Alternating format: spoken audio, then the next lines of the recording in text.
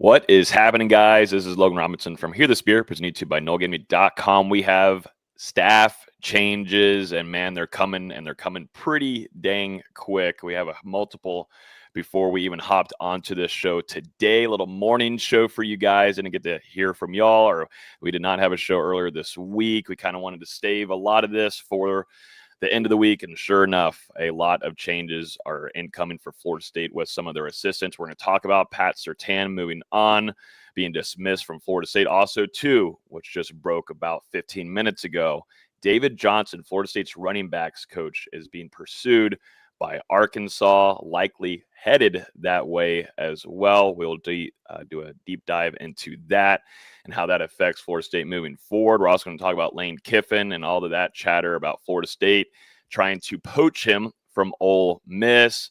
We're also going to talk about multiple other staff changes that we probably expect to see moving forward for Florida State. We're going to talk Tommy Castellanos and Kevin Sperry. Tommy's trying to appeal and get another year of eligibility. And then we're going to talk some early signing day before we finish off with some basketball updates from Austin. And he's going to save you the FSU basketball crowd so you don't freak out too much. But with us this morning, a morning show, Dustin Lewis, our editor-in-chief, and then Austin Veazey, our lead basketball writer. Gentlemen, good morning to you. We've had a busy week, and Friday is looking like it's going to be even more busy at this moment. It's good to be back. Yeah, it's been a pretty crazy week. I personally picked something up over there in the swamp that I've been battling for the last couple of days. But as we can see, the work doesn't slow down with the early signing period, now coaching changes, and who knows what else we'll be grappling here over the next couple of days. Yeah, and I've got a flight to Houston in 2.5 hours or 3 hours to watch Florida State take on Houston in the Rockets Arena. Looking forward to that one, even if the basketball product hasn't been amazing. But the week keeps churning. There's always going to be news for the next at least month or two.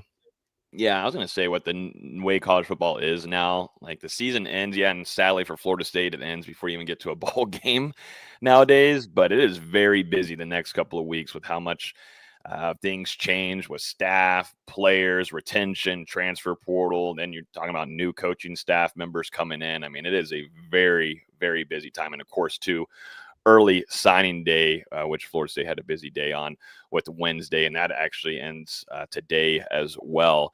But we got to get started. We got a lot to do before Austin catches that flight. So let's start off with Pat Surtain. This broke earlier this morning, I think first reported from Noles 247. And they put out that Florida State is going to be moving on from their defensive backs coach. This was definitely, I would say, surprising, certainly too for the fan base because of the success that he's had on the recruiting trail, and you could say too some of the guys that he put into the league as well. But also too, Austin, you and I were speaking a little bit before we went live.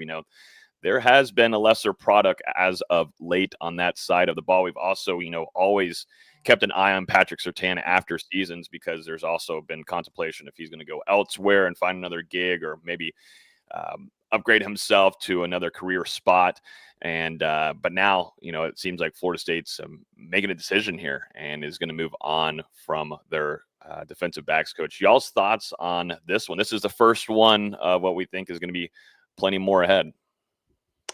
Definitely a little surprised. I didn't think that this would be the first one on the docket per se, but you look at the cornerbacks room this past season and it was just pretty much a disappointment. He did help Jabril Rawls have a standout season in 2025 before he was knocked out for the rest of the campaign. But one of your biggest acquisitions in the transfer portal, Jerry Wilson, a guy you expected to come in and be a leader on that defense, make a huge impact there in that defensive backfield. I mean, that was arguably a bust for Florida State. And you can kind of see some of the recruiting and the developmental problems over the years because, you've suddenly got a true freshman, Shamar Arnu, there in the starting lineup over some of those other guys who you were pretty high on when you brought them into Florida State. Charles Lester, who just hasn't been able to consistently take that step and get out there.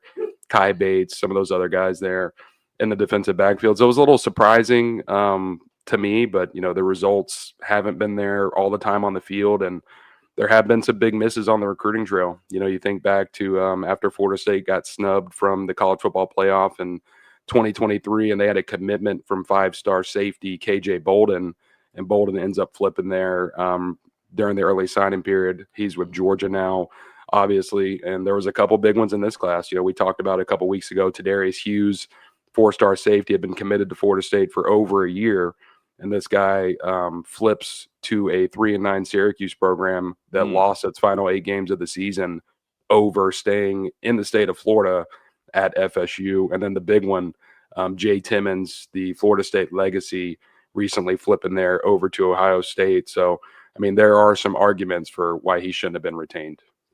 Yeah, hot take. I don't mind this at all. I was thinking it the other day. I'm like, I wouldn't be upset if he moves on. Like, yes, he's arguably the best recruiter on staff, but when they're not developing, like Charles Lester, we haven't seen on the field basically at all. And when he has been out there, he's just not good. We haven't seen Jamari Howard. We haven't really seen Ricky Knight. We've hardly seen any of these guys that were highly touted and just not playing. And people are, I think mainly the argument is, why is he the first one? That I don't know, because I think we still expect people like Papuchis and some of these other guys to go here at some point in the next few days. But when there's just no development in that room, when you're relying on a true Shamar Arnu was basically started by the end of this season. You could count on one hand the guys that have developed under Sertan. It's Renardo, it's AZ, and it's Rawls. That's really, really it.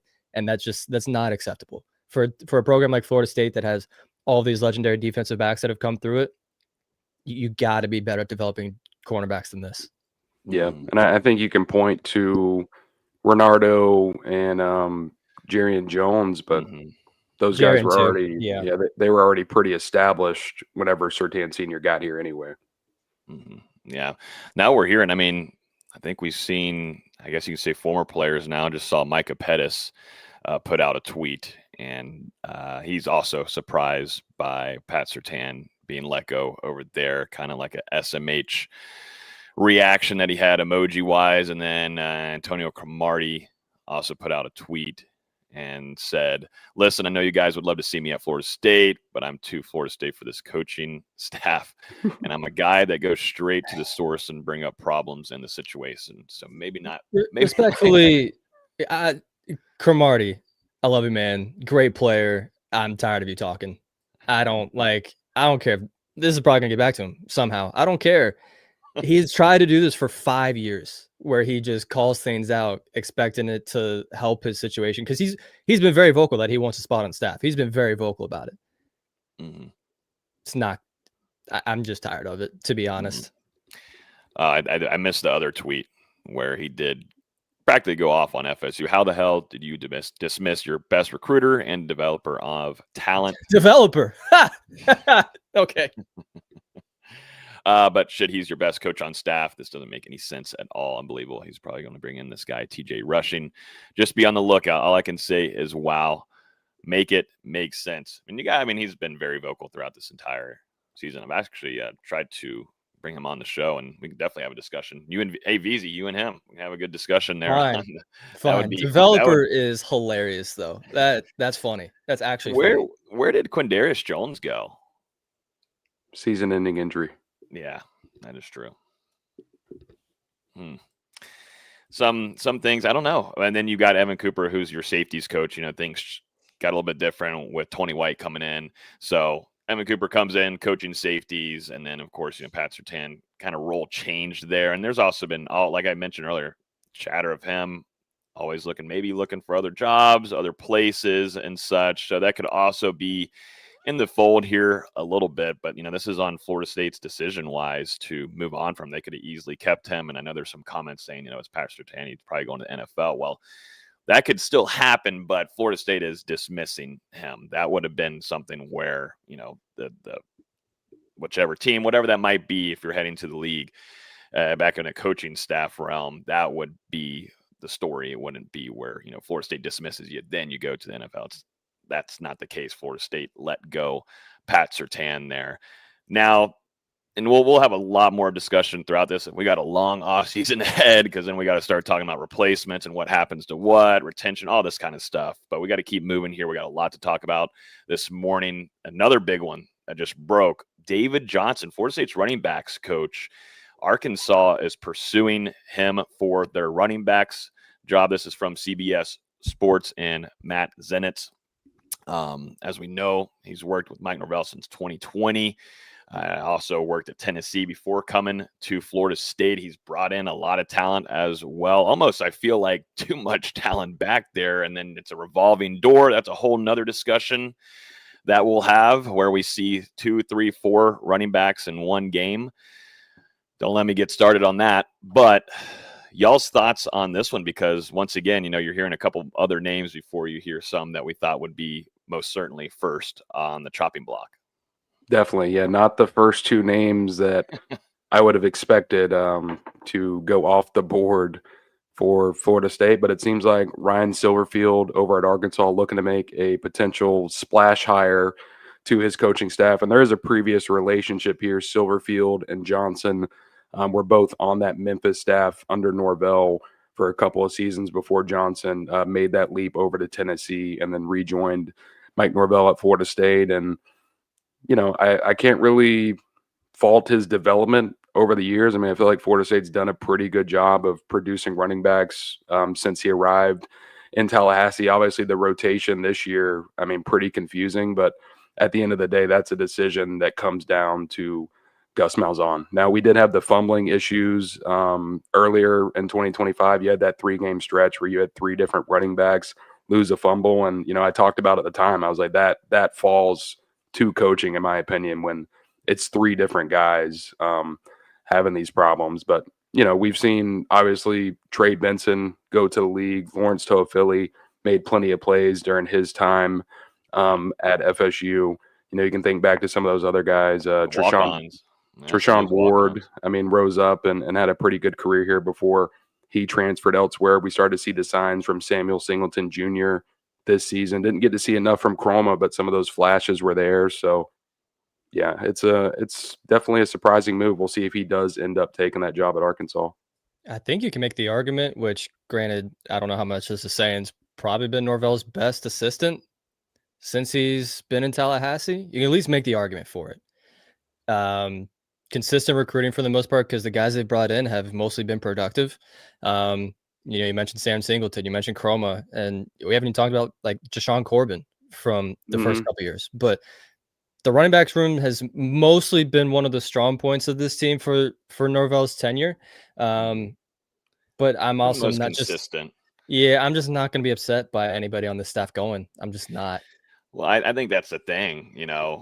I don't think the fan base, there's a few, and it mainly goes into the recruiting part of things, but ladies and gentlemen, recruiting has not been great for the staff. It has not been great. You can get excited about some 4 stars. You can get excited, but that's not been, the staff has not been successful on that front. Now, have they been able to, like, for David Johnson, though, even going to like CJ Campbell, like walk-on guys, those guys were developed and playing. I think CJ Campbell just hit the transfer portal as well. Like there is talent that, David Johnson was able to put together, and we know what Trey Benson was. That was a huge land. Also coming through the transfer portal, he came in with, all these injury issues and chatter, all that kind of stuff, and he was, able to be a star for you. And is now in the league with the Arizona Cardinals.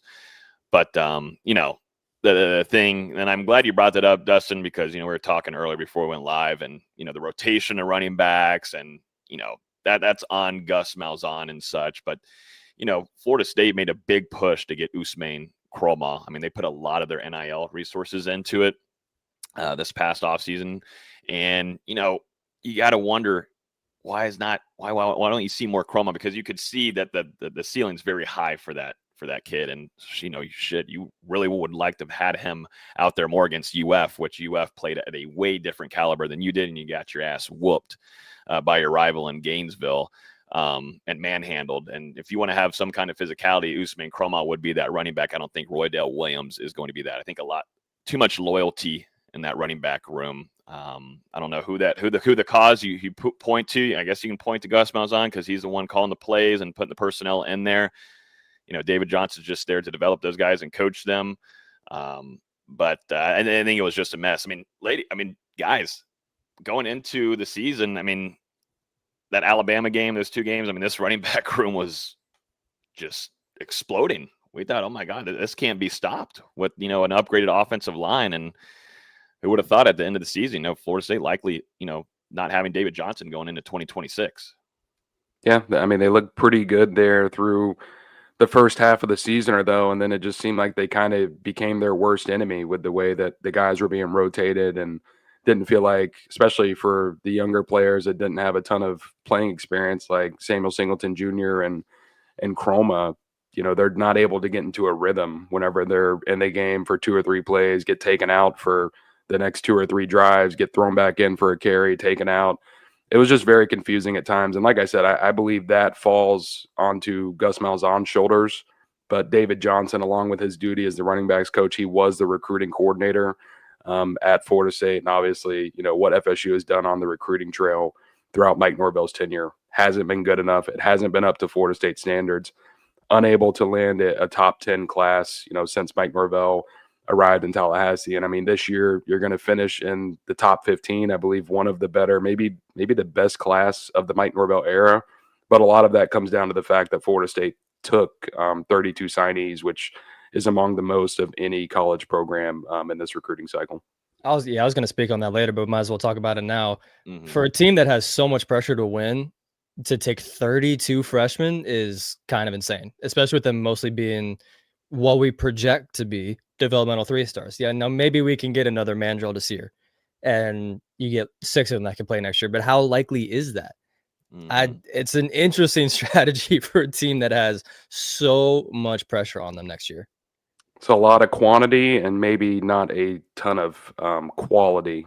Florida State, these are guys, a lot of them are guys that are going to have to be developed over years. I believe only 9 blue chip recruits in this class out of 32. And that's obviously not a hit rate that's good enough in this age of college football. Nope, not at all. I mean, that's could be a very, very, very busy off season for these guys in the transfer portal. But let's keep moving here a little bit. We'll do with some other news as well. I mean, we expected this to happen. Tommy Castellanos commented on this near the back end of this season, and certainly too after the UF game. And he wants to come back, and he wants to specifically play for Florida State in 2026. But it was shared today by, I think, his lawyer or his law firm who he's being represented by, that he is whatever you call that guy. I can't. Hetner. That's the one that they're always involved in something. Yeah, he's the one representing the players suing Coach Hamilton. Like, yeah, he's just in and around Florida athletics, the state of Florida athletics. Tied all around this. Well, practically, I'm not going to run through exactly what he said. It was a long tweet that they put out, but practically, he is trying to appeal and get another season of eligibility. And I ask you guys this, and I've got a strong take on this as well, because I personally don't think moving forward with Tommy Castellanos is your best option for success in 2026. Certainly, if we're going to go down this continuous route of where Florida State is going to be a lesser product, or they need to have a better quarterback. They need to have a better one. Also, the demeanor, the personality, kind of over that. It was fun while it lasted. More importantly, going into the season and build some confidence for Alabama. After that, though, it's been bad. I did not like his comments, gentlemen, after the Florida game.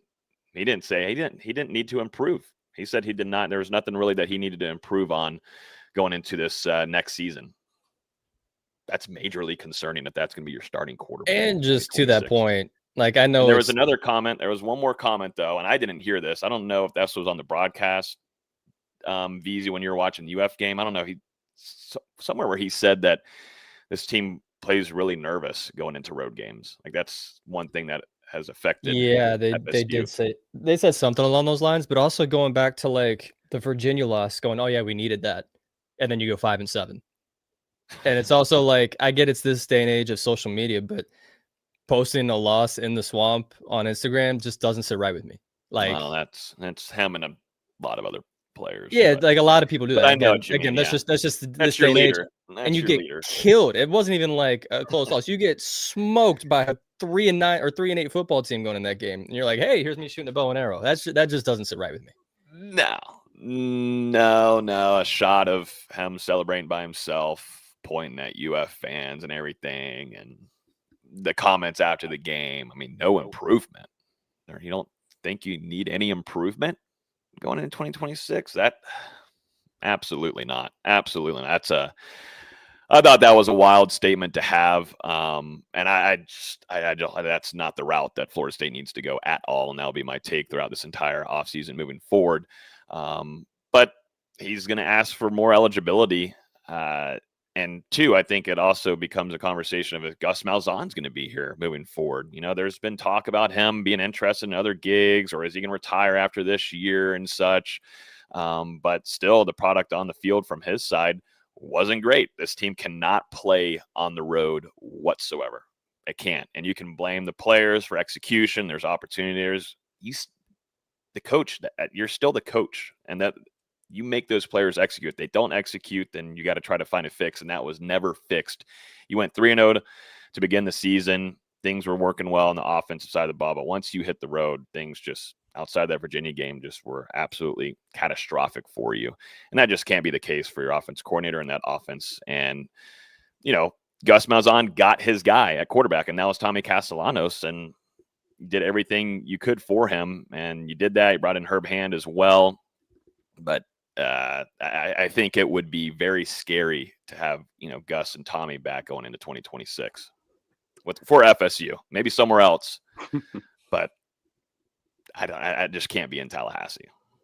I think that's probably the biggest thing that I'm watching, because obviously the Gus Malzahn connection, that was a big reason that Florida State was able to get Tommy Castellanos to Tallahassee and to have him perform better. I mean, he performed better than he did during his final season at Boston College, but it just wasn't good enough. It was pretty inconsistent, especially there on the road. I mean, you compare his passer rating at home to what it was on the road. There was a drastic drop off. The touchdown to interception percentage away from home. And, you know, as we know, Florida State didn't score a point in the first quarter on the road in any of those 5 games, didn't score a single point in the first quarter in its final 6 games of the regular season. And you know, a lot of those issues go back to Tommy Castellanos and the way Gus Malzahn is running that offense at the moment. So if Malzahn does end up moving on from Florida State, he's not back in 2026. I doubt Tommy will be as well. And just with the way that Tommy was talking, you know, after the loss to Florida, it kind of seemed like a guy who was moving on from this situation and being asked about next year. And he was saying, you know, they can get it right next year, not we, like he had been saying all season. They can get it right. And after he said that, he was asked, you know, if he plans to be back. And he said if he gets the waiver, you know, he only wants to be at Florida State next season. We'll see how all of that works out. You know, if he does get that waiver, I'd be surprised if he's back with the way things have kind of been trending over the last week. I'll say this. I do think he gets the waiver at the very least. It seems like a case that they can win. Yeah. We've talked about he only played the 4 regular season games at UCF. 9 times out of 10, they're going to get that waiver. If Malzahn moves on, like you guys have said, I do not expect Tommy to be the quarterback, because Mike didn't want him to be a quarterback to begin with. He wanted him to be a running back or an athlete or anything else. I think Gus really drove that decision, saying, hey, we can win football games with him, and they won 5. So if Malzahn moves on, I don't see any way in which Tommy's back. Now, if Gus is back on the staff next year, then who knows? But it really comes down to what happens there. Yeah, and I mean, Malzahn was one of the few who believed that Tommy could be a quarterback at the college level coming out of high school. And if he goes somewhere else and you bring in a new OC, there's no guarantee that Tommy fits into what that guy wants to do. Mm-hmm. Now, it gets really interesting with retention, too. So let's say Gus Malzahn, no longer your offensive coordinator. They move on there. And Kevin Sperry was also recruited from Gus Malzahn, Florida State. You know, how does that look for Florida State's quarterback room going forward? If you don't have Tommy, and let's say Gus finds a job elsewhere, retires, whatever that is, but if he definitely finds another place, does Kevin Sperry follow him to that spot? Because Gus Malzahn has been very high on Kevin Sperry. We heard about it all this offseason. We even saw, I mean, I know Brock Glenn was dealing with an injury and such, understand that, but I think you could tell that Kevin Sperry was your true QB2 moving forward and got put into those opportunities in games and big time moments for himself as well on the road. Certainly there at Stanford, which should never be a big moment when you're facing Stanford. Should never be a big moment. Maybe for a true freshman kicker that has to hit a 60-yarder in Stanford. That should never be the case where you have to throw out a true freshman quarterback to save you against Stanford. Anyways, moving forward here. what does your quarterback room kind of look like moving forward? I mean, obviously, I think we all, at least for us, we're looking at the transfer portal and, we're starting to see kind of who's going to be available here definitely soon in the coming weeks. It gets very interesting. D-Lou, certainly too, if there's more staff changes, they're the quarterbacks coach and tow cars. Mm-hmm. Yeah. Like, might just be Brock Glenn in a few weeks here. It just might be. I'm not even playing with you. It might just be Brock Glenn. It's time for Brock. I don't think so. I know I'm fooling around, but there's so many different things that you got to like piece together here, and it's going to be very interesting these next few weeks, gentlemen. We'll see how it works out. I thought the biggest path to stability at the quarterback position for Florida State was having Tommy come back for another year and then continuing to develop Kevin Sperry, have him ready to go in 2027. But if Tommy's not back and you've just got it as is, Brock Glenn returning, Kevin Sperry back. They do have Jalen King, who redshirted this season after transferring from East Tennessee State. Not expecting. Okay, let's.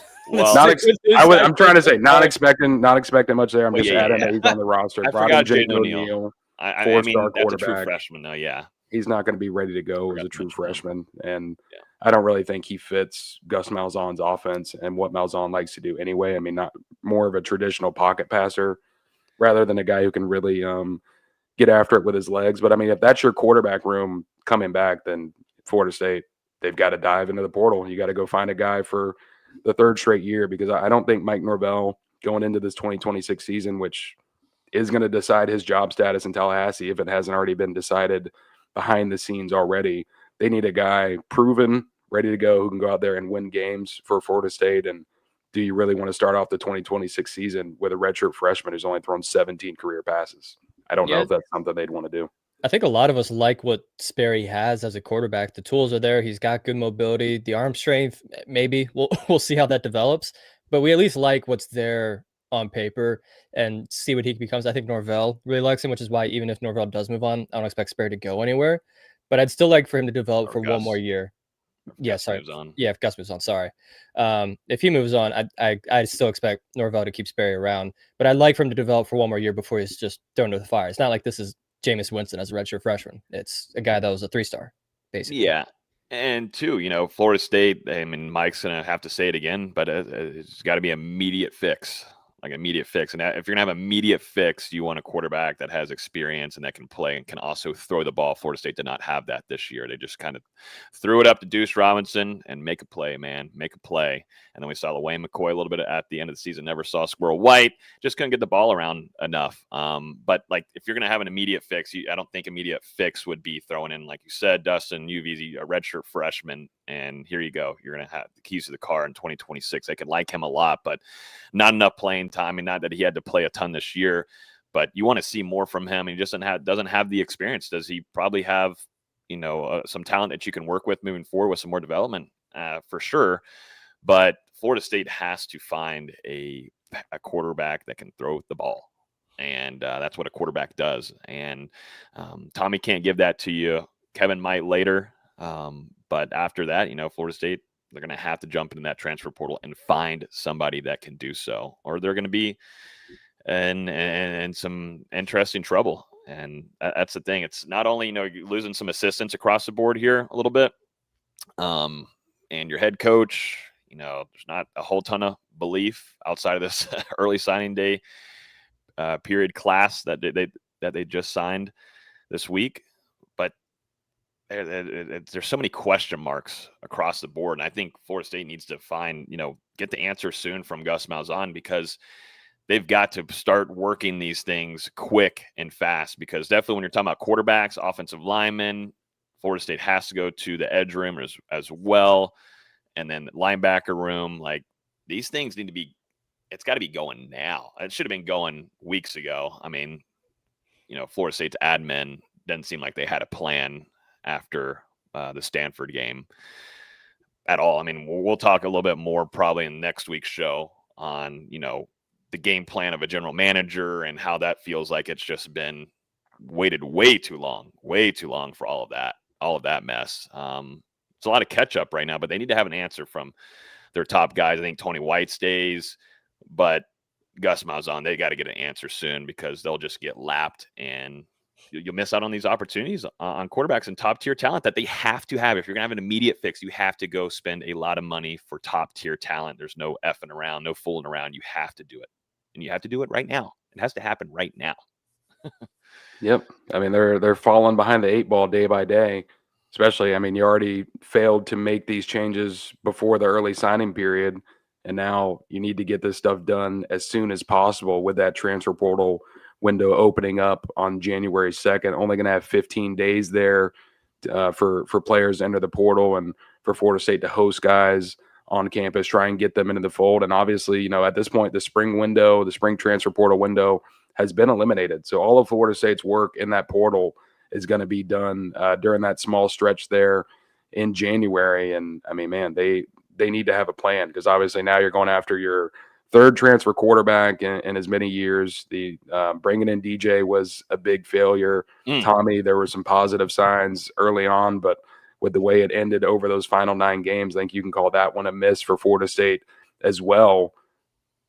Can't afford to strike out again. Can't afford it. Mike can't afford it. Florida State's got to win minimum 8 games next year, and even that's like, I don't know. I think you kind of need 9 for Mike to get another year. I just don't see that happening no matter what happens in the transfer portal. I just do not see that happening. And as we've said for the last few weeks, I don't know which successful quarterbacks are A, going to be in the portal, and B, are going to be affordable. Because that's the big thing. Like Carson Beck got $4 million at Miami. I don't see Florida State doing that. I just don't. No, this program won't do that. I think they've shown you that they will not do that. Now they need to find it in that tier 1 though. They need to look for a quarterback in that tier 1. That, like I said, you don't want to be lapped and you can't be behind. You got a pretty big schedule. Both. Yeah, and Florida's got a new head coach. And Congrats. They're putting together. They already, what's pretty interesting though, gentlemen. So of course, move on. And they got their new head coach. Also, I believe in that same day they announced their new general manager. Oh, this was amazing. Florida fans, once again, were in my comments because I was laughing at this. If you're hiring Dave Caldwell, who was the general manager of the Jaguars, and in his tenure they won 30% of their football games, I am not worried. I'm just not. Well, he's not coaching, right? He's still the GM. Like he was the GM of the Jaguars, and they went 30% in his general manager tenure. He stinks. I'm from Jacksonville. All my friends are Jags fans. They hated him. Yeah. But to give them credit, though, they had the plan. Yeah, they had a plan. Tied in. And then, of course, they've had time. I mean, after they moved on from Billy Napier, blah, blah, blah. But still, I still think Florida State at that Stanford game, absolutely of a joke to lose to Stanford. Utterly embarrassing. Should never happen again. Or ever happen. Ever. But we saw it in our lifetime, sadly.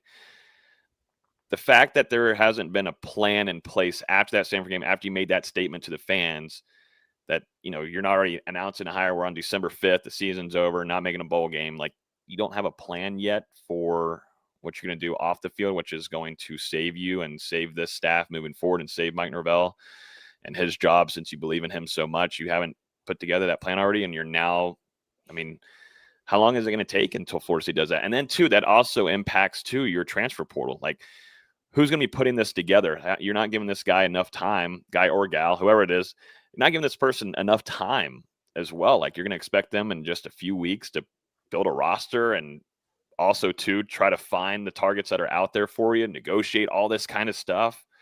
It's not even probably one person. It's multiple people as well that you're hiring. Like, that wasn't happening after the Stanford game, but we're going to do it after NC State. Oh, they still haven't done it. So I know. I really don't think that even happened until after the UF game.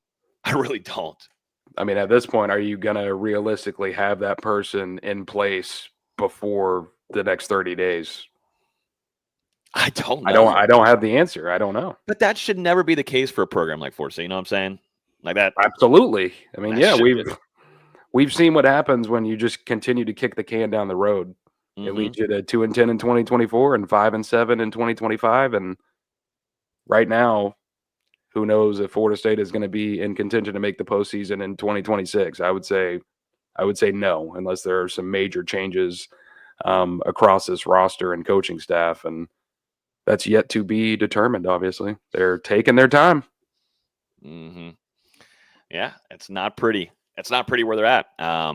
But yeah, I mean, we've already seen multiple staff changes today. Who knows? We might have some more before we even get off of this show. But yeah, that's a lot that they got to go through here, and you would think that they'd have a lot of these things put together. But yeah, UF's got their coach. Even USF's, they got Brian Hartline. What a hire for them down here in Tampa. And if that works, impressive. Shout out Derek Brooks, man, COO of USF. He just got hired just a few months ago, and then he and Rob Higgins, USF's athletic director, make a big time hire there. So shout out here the Spear alum too. We love some Derek Brooks. If that works, there's a chance Hartline's your next coach at Florida State. Like there just is. If they go like 10-2 this year, because we already know what he can do as a recruiter, and now you're giving him more Florida ties. If they do well, you could see it. Well, what is y'all's thoughts too? I mean, we haven't covered this yet, but what are y'all's thoughts on Summerall going to UF? Because of course that plays an impact, and it's one of your biggest rivals, recruiting, yada yada yada. But what are y'all's thoughts? Did this impress you, or is it kind of, are you in that same boat as another Napier, as Champs 998 is saying here on YouTube? Obviously their first choice was Lane Kiffin, and not able to pull him with LSU committing some massive financial figures there to his salary and roster and coaching staff and everything. But I think Summerall is a nice choice for Florida. I mean, he's now built up 2 programs, turned them into conference championship contenders, and then obviously, with Tulane this year, a potential college football playoff contender. So he's done well at the group of 5 level. Obviously, you never know how that leap to the FBS is going to go until it happens. I mean, Mike Norvell was a very successful group of 5 coach. We've seen what has happened now over the last 6 years. And I mean, the same thing with Billy Napier before that. He made that leap to Gainesville. It didn't work out. Sometimes it does, sometimes it doesn't. I think Summerall does have the right mentality. He's got a history of success. And then I really do like that hire of the Georgia Tech offensive coordinator, bringing him over there. It's also a smart move from that guy, because Haynes King not going to be there after this season. I think Georgia Tech might take a step back in 2026. I mean, he's making that leap while he's hot at the moment. So we'll see how it works out. I do like some of the moves that they've made so far, though. And, they've been a lot quicker to the draw than Florida State. Sorry, we're not laughing at I'm you. getting disrespected in the comments today. Grant said, breaking news, NoleGameday will not be renewing Veazy's contract heading into 2026. I guess you and I need to meet after this show, Veazy. This is crazy. I don't even have a contract. Where the sources? Yeah, I don't even have them under contract. Well, I guess I kind of do, but we don't have a term. There's not a term. Not for this. Sheet on there. But I'm just hell yeah. There's someone on Facebook too who's going after me. I'm like, geez. They even commented on your hat. I think it's pretty cool. That's crazy. To disrespect the hat is crazy. No, but I agree. I agree with Dustin. I think the Faulkner hire is pretty solid. I just think he's done a lot of good things over there at Georgia Tech. I am dubious on if John Summerall will work at Florida. I'm just not sure his way of winning football games will work in the SEC. It's just one of those we're going to have to wait and see. Now, do I find it funny that Florida hired a G5 coach from the state of Louisiana to hire another G5 coach from the state of Louisiana? Yes, I do find that very funny, but we'll see if it ends up working. Yep. But you know what? I'm not saying anything about Florida at all. No, and on that same page, FSU's ass with an interim head coach, with the wide receivers coach. You can't. Nobody know FSU fan. Not that they are, but I mean, the way that you got dominated in that game from both your rivals this year, it's embarrassing. It's embarrassing. So you can't make fun of Florida or whatever it is. New hire. FSU fans, they're just like, we want a new hire. We want a new hire. And on that same page, Napier going to James Madison, I think it'd actually be a pretty good fit there. Yeah, I could ride that out for a while. James Madison's had success. But some movement going around the state of Florida, and Miami Hurricanes are going to have the season that they did and gave $4 million to Carson Beck and aren't going to make it into the ACC or into the college football playoff.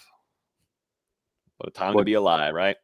What goes around comes around. I am really, really hoping Duke wins the ACC championship game and there's just no ACC teams in the college football playoff. Do you know how funny that would be? Oh no! After all the laughing they did at us 2 years ago, I would have a field day. Oh yeah, no, it's gonna become official, and FSU Twitter will have the fun that they've been wanting to have for a while outside of this season. It's been catastrophic.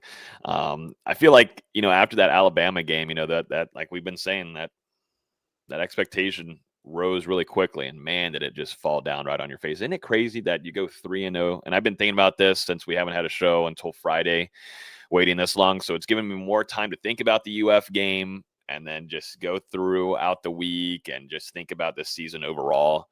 But you start off the season 3-0 and you can't get 3 more wins to reach a bowl game? Well, 2 of those wins were over nobody. I know. But you were gifted those too, which is even crazier. You were gifted. You paid money to be able to get those 2 wins. But you can't get 3 more, Austin and Dustin. You can't get 3 more. It stinks. What do you expect? State. You could have beat Stanford. They could have beat a lot of teams. State was awful. Florida was awful. Okay, you lose to Miami. They are better with you in talent on that side. And Florida is too, as well. But Florida's 3. You can't win 3 more, Mike. You had your chances. I mean, you were in that game with Virginia. You had the lead over Pittsburgh, and then Deuce got hurt in the second quarter. And then after that, the offense was basically anemic for the rest of the game, and lose that one in Doak Campbell Stadium. Obviously, the Stanford debacle. NC State, it's 14-11 there in the fourth quarter. You're getting the ball back and coming off a touchdown drive, and we all know what happened next. And then it happened again, and then NC State scored a touchdown on 4th down. So we will never see anything like that in a Division I football game ever again. Well, we got Mike next year, man. No, that's a unique experience. No one else has lived that. To see a punt be shanked so badly 20 yards to the left that a player bailing, just completely getting out of the way, hits off his helmet, bounces backwards 30 yards, and NC State picks it up. 3 and out again, another muff. Basically another 3 and out, but they go for it on 4th down this time, and they score a touchdown. That'll never happen again. I'm pretty confident saying that. I hope not. Easy, man. I hope not. But man, doesn't it? When you have a little bit more time to think on things, and it's going to be that way for a little while longer until some new things start happening, you start getting new players coming in. But man, looking back at this season, I mean, then the football gods, at least maybe the fans were after you. Talking about the admin, they're after you, they're pissed off, they're ready to move on from Mike. But even the football gods are telling you, they're telling you right there. It's right in front of you. And you still ready to roll in 2026 with this again. I think we're going to see some amazing things, VZ. I mean, that might be definitely a once-in-a-lifetime type of moment there, but we've seen a lot of once-in-a-lifetime moments under Mike Norvell's tenure. And we got another year to go. We'll see if it'll be a full year, but, this show ain't stopping. Yeah. We got more. Yeah. It's something. It's something, all right. Just crazy to say, you're probably 5, 6, 7 plays from flipping those 4 games and being a 7-5 team instead of a 5-7 team, and maybe having a little bit more hope. Probably not a lot more hope than where we are right now, but a little bit more since you actually got back to the postseason. But why are we talking about ifs? We can't be talking about ifs. If a frog had wings, wouldn't hit its butt when it hopped. They lost these games. They're 5-7. They stink. Yep. They're not an 8-4 football team. They didn't play like an 8-4 football team. Mm-hmm. Well, if you guys are enjoying the show, we got over 300 of you guys here on YouTube. Appreciate y'all hanging out with us. Consider hitting that subscribe button down below. We go live at least once, maybe twice. We'll probably do 2 shows a week. I know we're in the off season now. We were doing 3 a week, but now since we won't have post-game recaps anymore, no bowl game. Hopefully not. Hopefully Florida State doesn't try to get into one of those.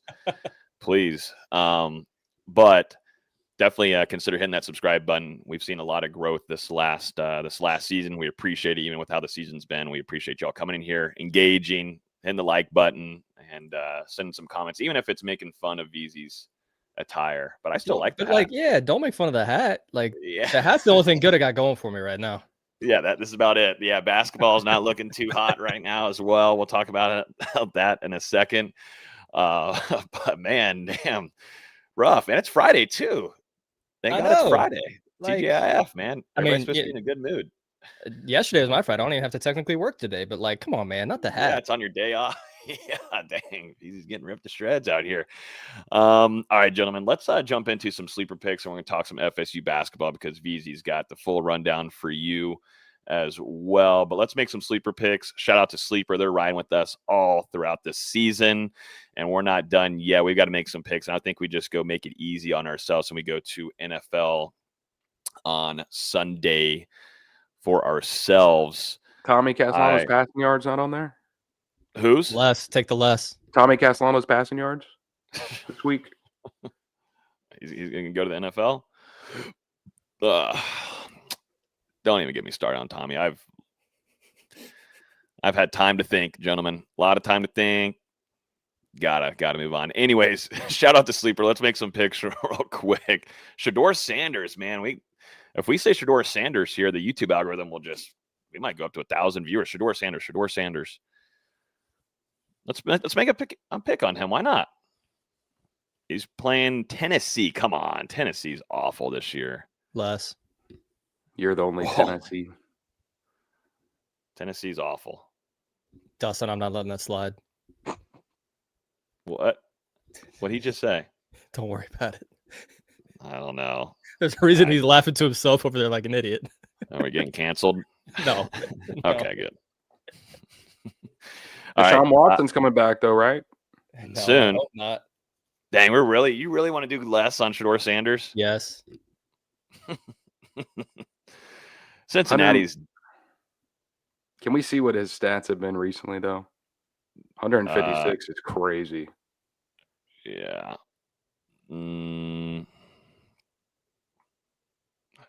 Yeah. I don't know where. Here we go. Want to see that? 149, 156. Tennessee's secondary is not that great though, right? Or am I wrong on that? No, Tennessee's I mean, they got L'Jarius Sneed. Come on, let's go more. Come on, Shedeur Sanders. Come on. We're pro Sanders. The algorithm's gonna love us. Hey, for Bucks Game Day, we put out a Shiloh Sanders interview. Got 156,000 passing yards. I'm just thinking if he had 149 against San Francisco, he's got a pretty good chance to get there against Tennessee. He's got to, right? I love A-Chain. I don't know about y'all, but this guy is a stud for me on picks. He's pretty great. I'd be down to shave him even down to – you want to do a little shaving action and go to 70? Y'all cool with that? Sure. He's playing against the Jets, too. They're awful. Hey, they got Jermaine Johnson on defense. Chill. Yeah. And AZ. He can't do it all, right? Can't do it all. Jalen Hurts, man, that's been hitting, so that can't hit again, right? Longest completion, 32.5 passing on the Moore.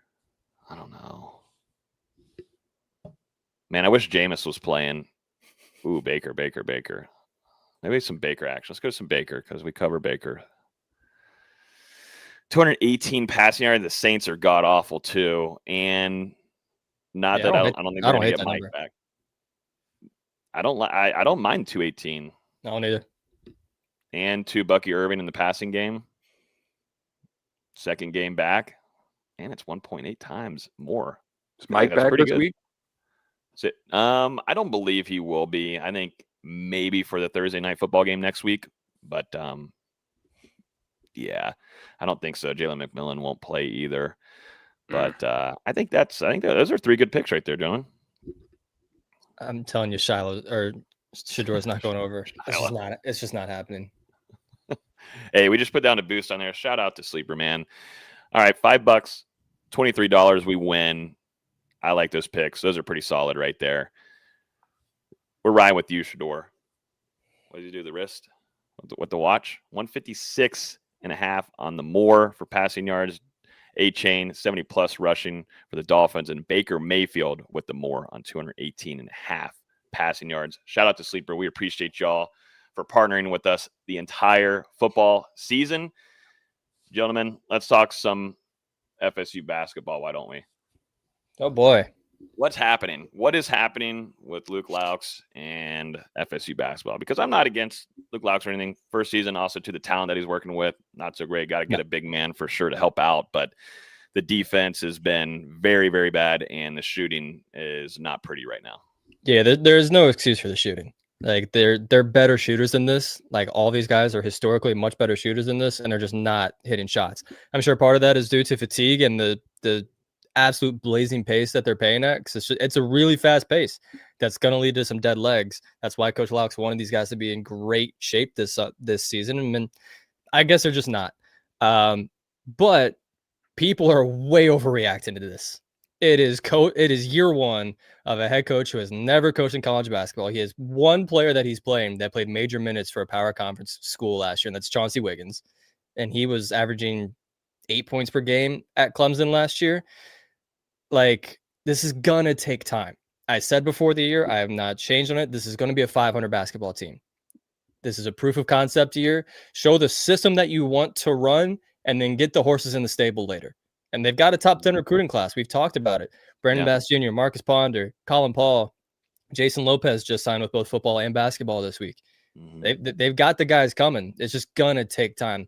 I'm not overreacting in Game 7 and Game 8. When you're going against teams that are running the exact same system as you, but have been doing it for 5-6 years in college, they know how to make it work. This is Game 7 and Game 8 for Coach Laux in college. It's just not going to be perfect right now, and that's okay. The goal this year is to be better in Game 30 than you are in Game 1, and there's nothing in my mind that is going to keep me from being confident that that's going to happen. Especially the ACC stinks. Like Boston College is awful. Georgia Tech is awful. Stanford is bad. Cal is bad. They're going to be able to rack up some wins. I still think they're going to be a 500 basketball team.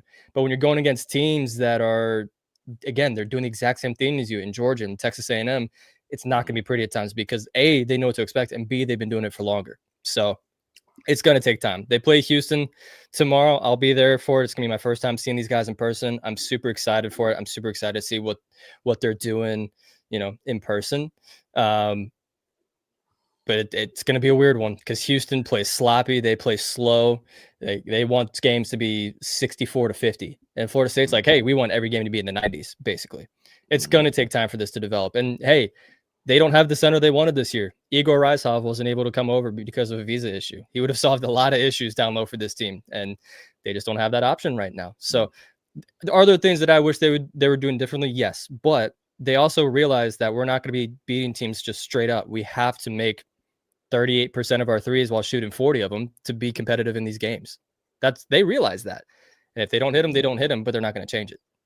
You know what I like about Laux, though, and that post-game presser that I listened to? He's straightforward with it.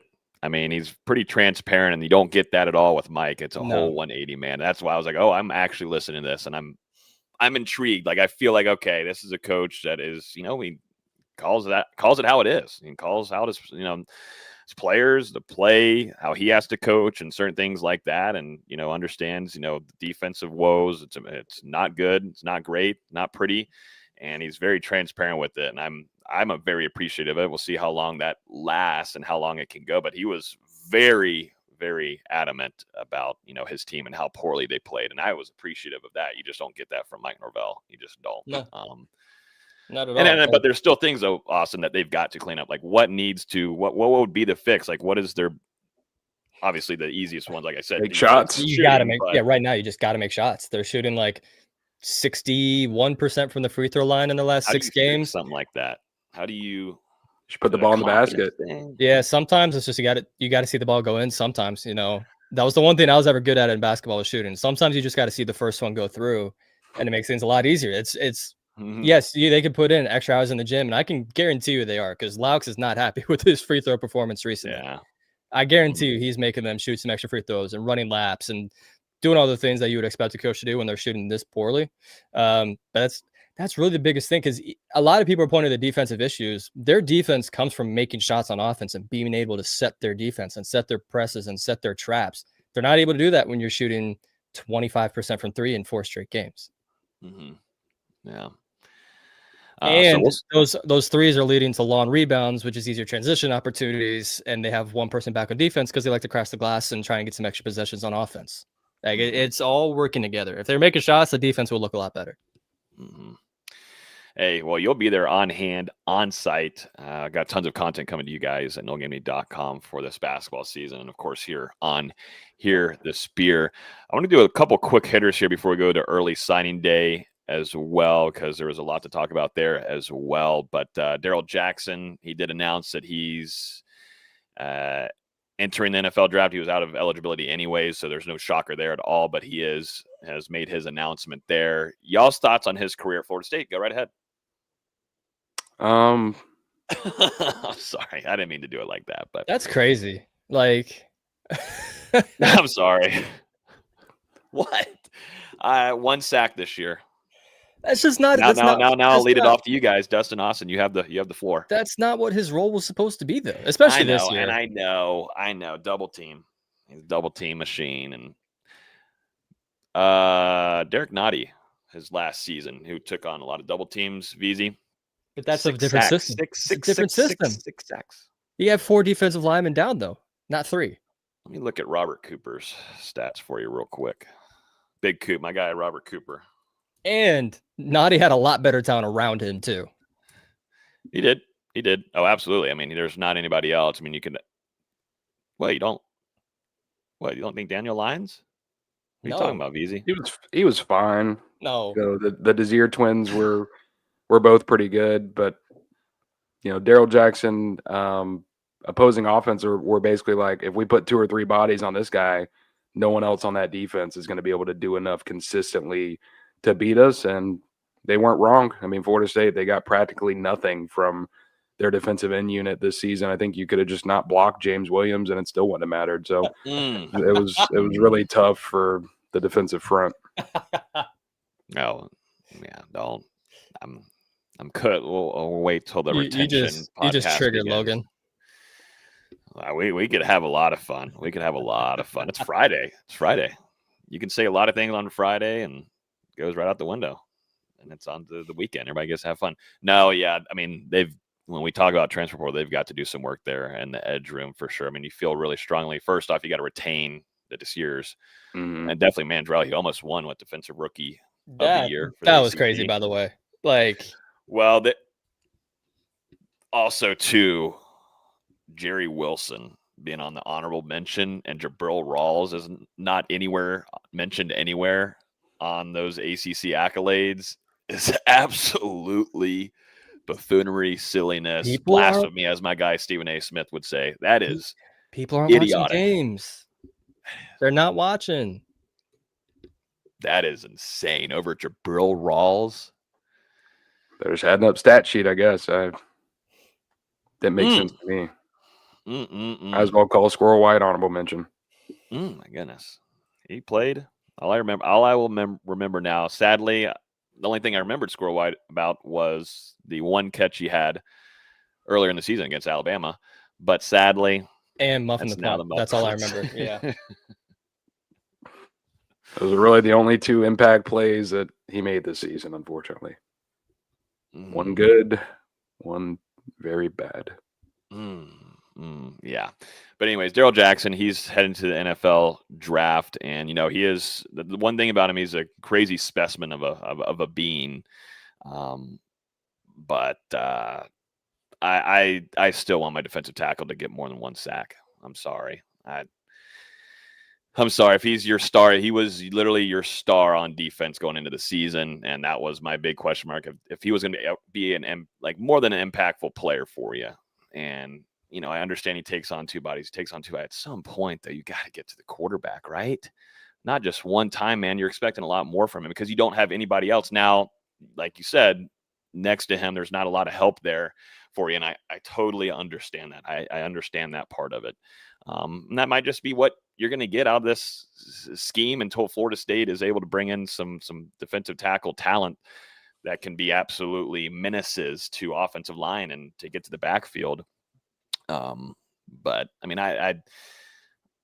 who knows? Maybe a team in the league is able to get some stuff out of Daryl, for a guy like Vita Vea, Vita Vea is a different animal. Yeah, guy, But, Derek Notty's still having success too. He's over there with the Chiefs right now. He's 3 Super Bowls as well.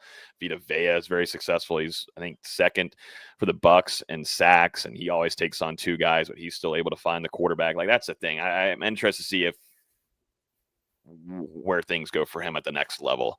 Yeah, they've got a lot of work too to do in that defensive line room with Terrence Knight moving forward when we talk about the transfer portal. We'll see how it plays out. Yeah. VZ, I know you probably got to head out in just a minute. Your quick thoughts on early signing day. Florida State ranked number 14th in the country per 247 Sports. I don't know if we want to – what do you want to say before someone comes at you in the comments? I mean, I said it earlier. Like, why are you taking 32 freshmen in a must-win year? 30 freshmen, 2 JUCOs. Okay, my point. Come on, get that right.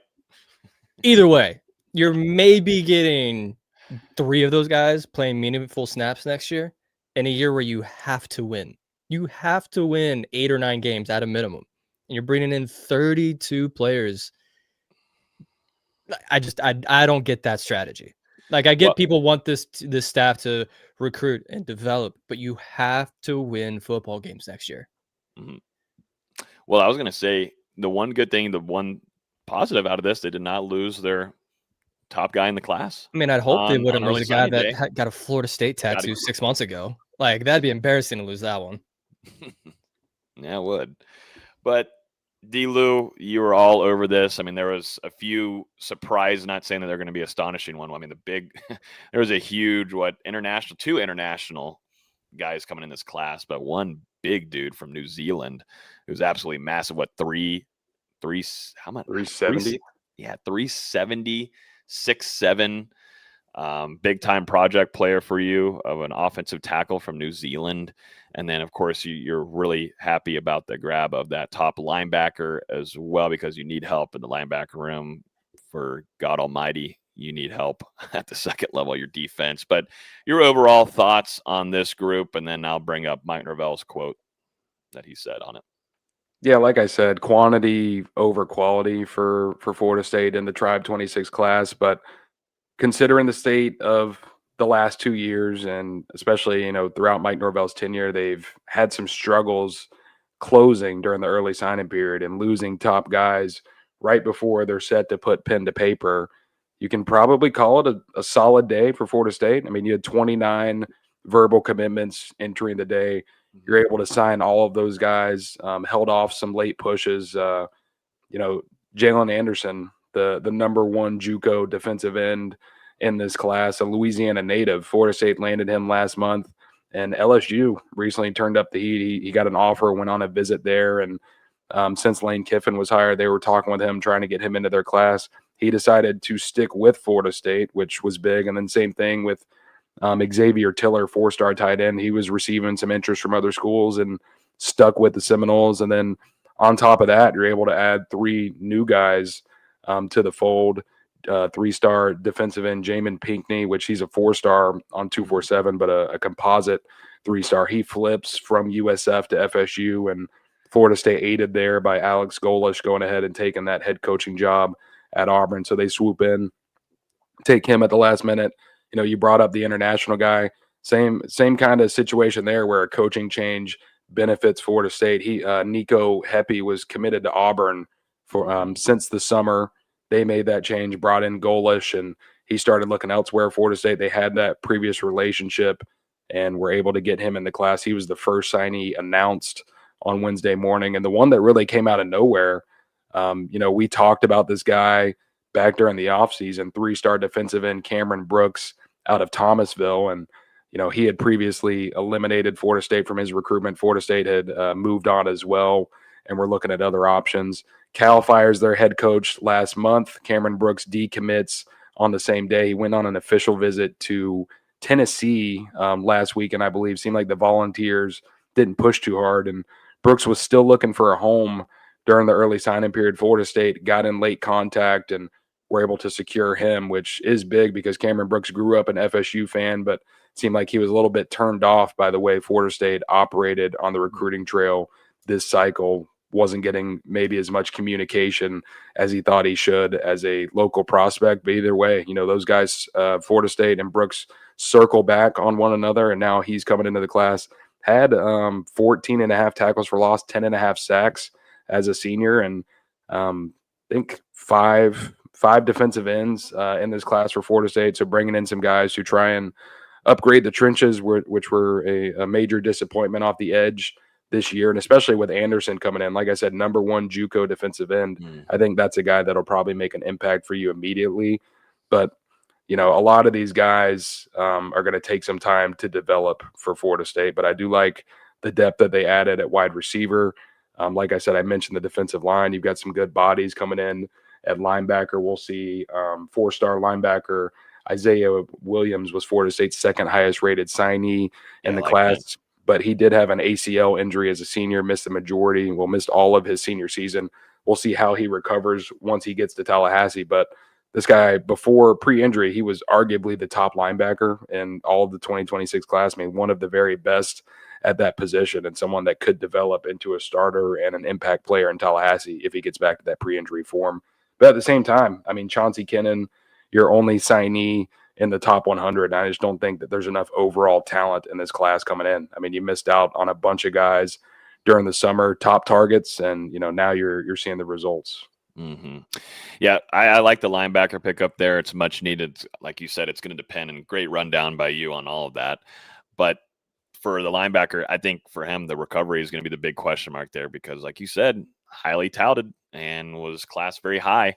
Or rated very high in his class until that injury, and Florida State needs all that help they can get, man, at the linebacker room.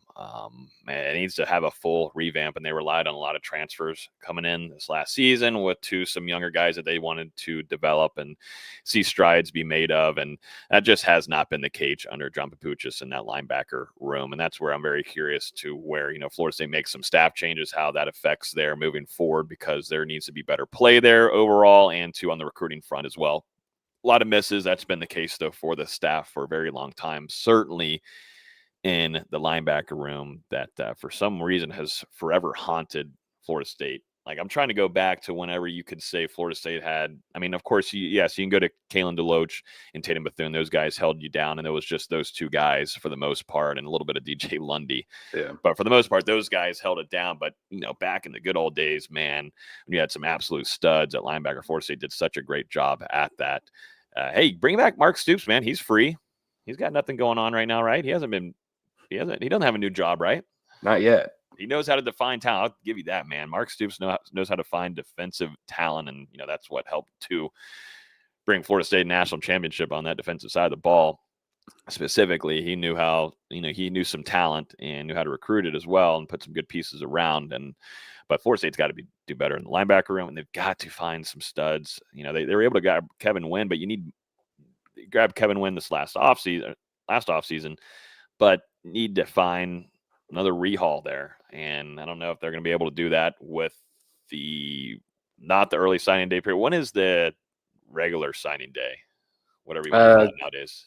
It's in February. I don't know the exact date, Okay. But I mean, you're not the guys who are dudes they signed on top Wednesday. Tier talent's gone. So it's going to be transfer portal. And we'll see, that's where it's going to get interesting. We'll do a whole show on this too, as well, guys, where we kind of break down, we'll open up the spreadsheet and we'll build out what we think the general manager's job, whoever that is going to be, whoever that is, we're waiting for you, but we'll build a little Excel sheet, and we'll kind of go through which parts really need to get the most help and where a lot of those resources are going to be going. With how much money is going to be spent on this roster overall, but a lot of this is going to have to go back into the transfer portal. Florida State's going to hope that they find some success there. And now to D-Lou, I mean, how would you grade, and we'll finish off here, how would you grade off this last class with what you saw on the field product wise? Because we did see a handful of guys. Of course, we talked about the Desir twins. We've talked about Usmain Kroma quite a bit as well. That we saw some guys get in there and have some early action from our Arnu, etc.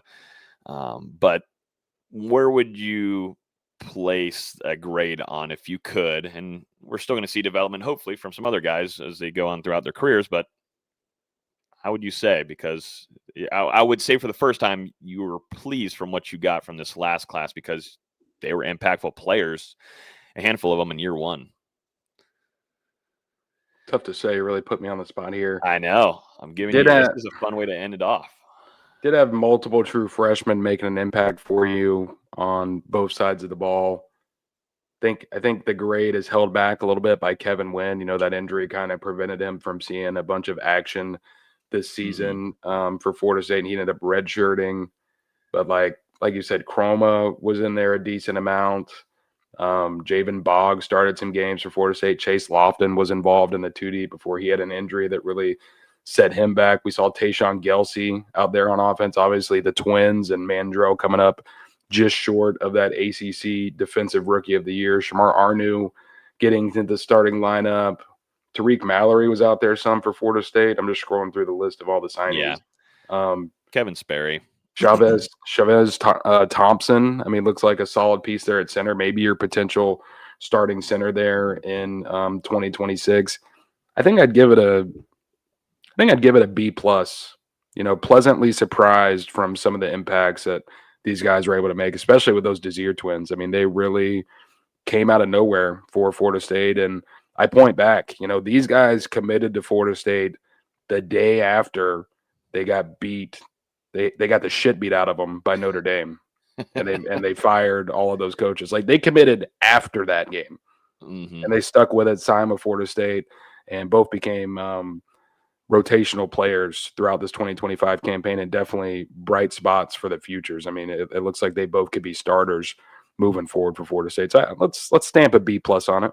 Okay. Yeah, I mean, I'm in that realm. If we got to see a little bit more of Kevin Wynn, and we were, you know, told by somebody close with the program, you know, he was dealing with that injury, and that really hurt him. And, you know, getting on the field and even getting into practices, some like it really derailed him a little bit in his first season, which sucks because Kevin Wynn, you were hoping that he'd be one of those guys that you could say would be a rotational one, like we were just mentioning with a handful of these guys, because that would have maybe helped out a guy like Daryl Jackson. You would love to have someone too that would have to take on a couple other bodies too, because he's got some really good strength with himself, and you got to hope too, you know, he can get back fully healthy, and you see, you know, potential. It could be a potential starter for you. We'll have to see how Kevin Wynn does this spring and fall, staying fully healthy, but.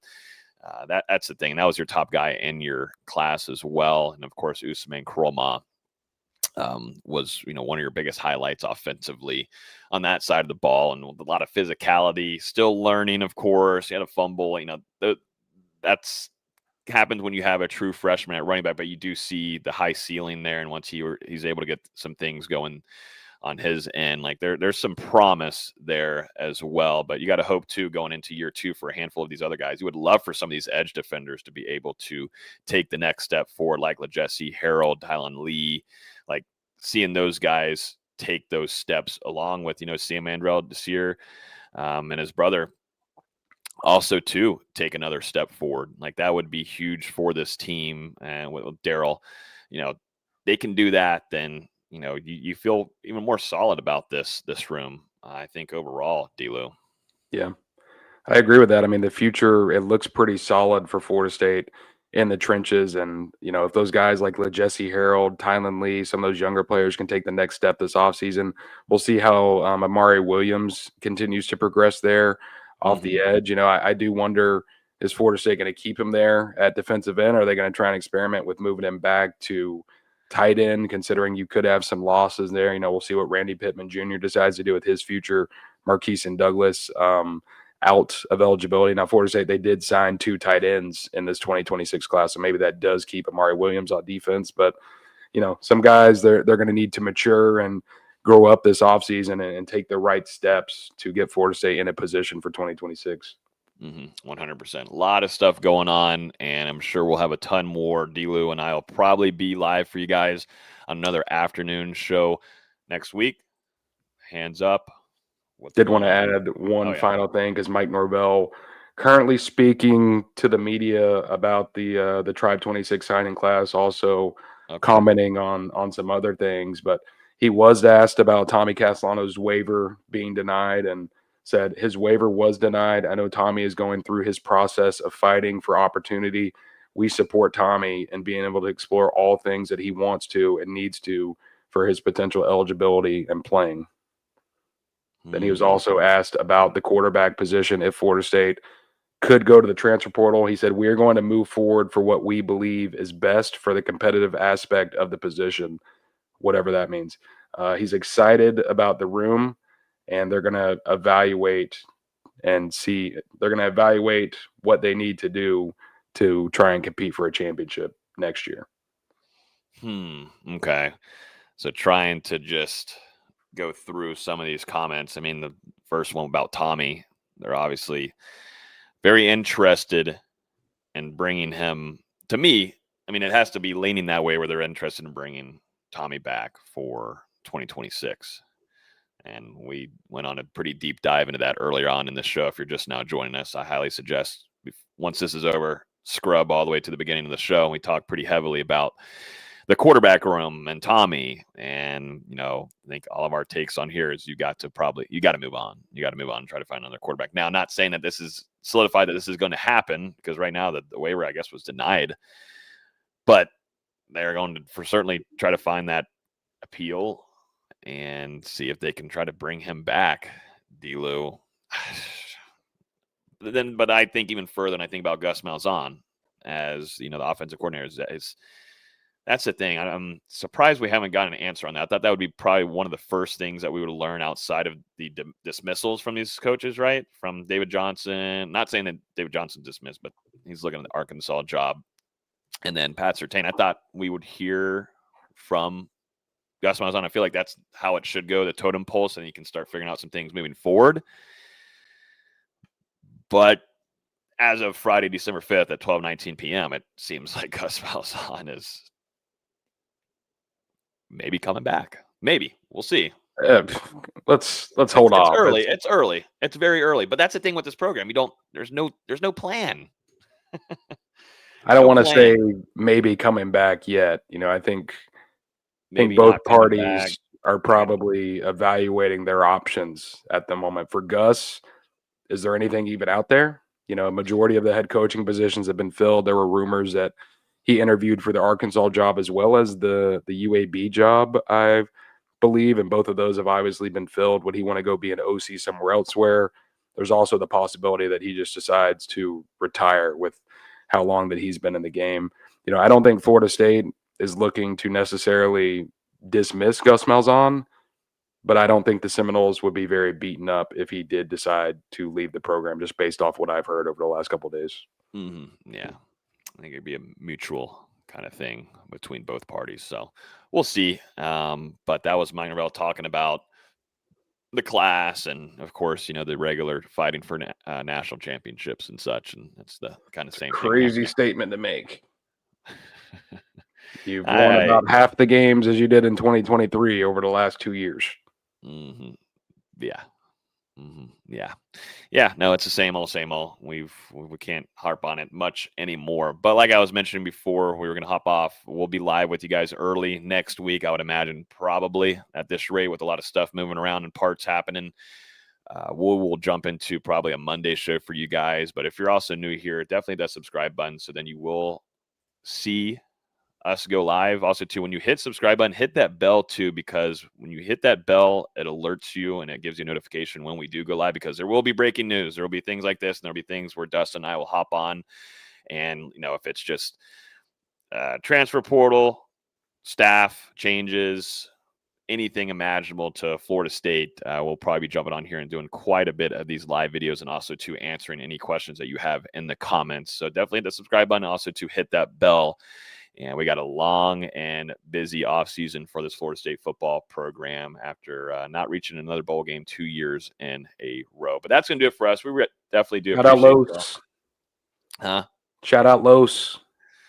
What'd Los say? He said you guys are the best. Oh, shout out Los. Carlos Wims. Our guy. Latest out of the press conference, Mike Norvell expects both Tony White and Gus Malzahn to be back with the program. We're not getting off this show. Ladies and gentlemen. We are not off this show. We're going to have a long show today. I mean, we have over 300 of you guys, so I am not complaining whatsoever for you guys hanging out with us. Didn't think we'd have all of this on Friday. Florida State and Mike Norvell expecting to have both their coordinators back for 2026. It's Tommy time. Who's ready for Tommy 2.0? I mean, you got to get the sayings all put together here. It was new November. I don't know what it was going into the season. I remember Tommy did say that he was going to save a lot of coaching jobs and everything going into this year. I guess he's saving Gus's. I don't know. Poor David Johnson had to. Hey, he made sure Mike got another sacrifice. year. Shout out Tommy. So there you have it. I mean, things can obviously change and such, but that's coming from Mike Norvell that he does expect for Gus Malzahn to come back next year. I was leaning, like I said earlier, I was leaning on Tony White for sure. And there were some things this year where you could certainly be critical. Absolutely. Definitely earlier on in the season. And a lot of points were being given up and looked like guys, there was still effort, but bad tackling and kind of just, they definitely didn't want to play ball against Florida, which was really disappointing to see on that side. And Florida absolutely outmanned them in physicality, wanted more and had way more juice and just moved you around and did whatever the hell they wanted to do. Definitely with that running back that they had no plan for whatsoever, which that was going to be the only plan that you had to do going into the game is stop that one guy. You weren't going to be worried about DJ Lagway and throwing the ball, but you weren't prepared to stop the running back that you knew he was going to reach probably 100 yards if he couldn't do anything about it, and they didn't do anything close to do anything about it. But now, does he need better personnel? Absolutely. You know, he had to work with what he had and what was already on this roster coming into this year. Did he get a few pieces? Yes, a little bit, but not enough. And you're hoping that with this new haul of the recruiting class and whatever they end up doing in the transfer portal, you see a more consistent, better product on the field on the defensive side of the ball with Tony White. But now, you know, you're going to be looking for a new defensive backs coach, mainly at your corner position. You're going to keep Evan Cooper, I guess, at the safeties spot, and we'll see where John Papuchis is. I don't know if Mike Norvell was asked about, you know, the future for Papuchis in the linebacker room. D-Lou, while you're swifting through some of the tweets, but there's still a lot of things that, you know, Tony White and them are going to have to find some answers on the defensive side of the ball. I mean, we've already hit on a lot today, but then going over to the offense, I don't think that's the best route for you for another immediate fix part two. I just don't, D-Lou. I don't know. I mean, we spoke on it earlier, but now it's becoming close to official, feels like. And they're going to really fight to have Tommy Castanos come back for another season. I think it's bad. I think it's bad. I don't love it. And you're going to have to replace all 5 of your starting offensive linemen. Obviously, you know, we expect Deuce Robinson to probably declare for that 2026 NFL draft. So, I mean, you're right back to having to find guys at wide receiver. You know, will the running back rotation be a little bit smarter next season with Gus back? Who knows? You know, as far as the defense, I thought the last couple of games they started to show some progress, but the effort and how they played against Florida, I mean, that was simply damning. You know, the Gators, they told you that they were just going to run that running back for the entire. I mean, he had 38 freaking carries. This guy. Yeah. They told you what they were going to do, and I mean, Florida State, every snap. They had no chance of stopping it. I mean, that was very embarrassing. And, you know, maybe that unit can get better if Tony White's able to get his own guys, but they got a couple of his own guys. I mean, he had coached Jerry Wilson previously, major bust. He had coached James Williams and had him follow him over from Nebraska to Florida State, major bust. So yeah. I'm not convinced that it's all just getting more talent into the building. Yeah. There's a lot of question marks, and two, you know, we can you can talk about the pros and cons of keeping your 2 coordinators going into another season. There's some, of course, you can outline a couple pros in there, but I think you have more cons, certainly on the offensive side of the ball. I don't know how you're going to get first off, a top tier quarterback. Let's say the Tommy thing doesn't get the appeal, doesn't get the waiver cleared, whatever, accepted.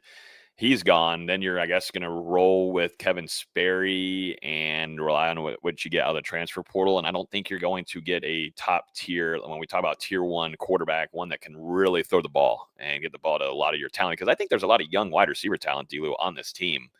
And they can certainly do some more work in the transfer portal like they did with Deuce Robinson. I don't think Deuce Robinson should come back next year. I don't think so. Be selfish, man. Take care of you and go to the league, man. And you'll be a stud. Definitely, too, when you have a quarterback that can throw better, you are going to excel. There's still some things that he's got to clean up with some drops and whatever. But he was a guy that was able to make, Tommy Castellanos look a little bit better with on air, because he was able to make some crazy grabs in contested areas that, some wide receivers shouldn't be making. But like you're limiting yourself with Gus Malzahn as with a really, really, really, really good quarterback. And I just don't see that happening with that. I don't think you're going to get top talent in the wide receiver room as well with that. You know what I'm saying? And I mean, you got to pony up the money for these guys in this day and age. I mean, every year, the market's going up. It's getting more expensive to bring in quality quarterbacks. And Florida State, if they don't want to pay, I'm not exactly sure the exact figure that DJ and Tommy both received from Florida State, but it was certainly 1.2 mil or less. And, that's peanuts compared to the amount that top quarterbacks out of the transfer portal are making in this day and age. I mean, we saw what Cam Ward got from Miami. We saw what Carson Beck got from Miami.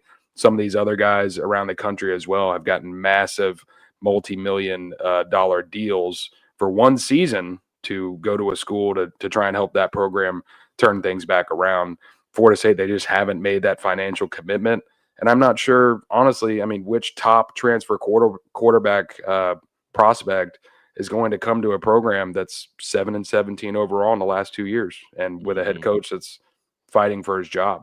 Yeah, and that I think about that all the time, man. I think about that all the time. Like, if I'm the parent, I was talking to my dad. I was like, Dad, if I'm a recruit and I'm getting recruited by Florida State and such, and then I've got another program, like, let's just even say,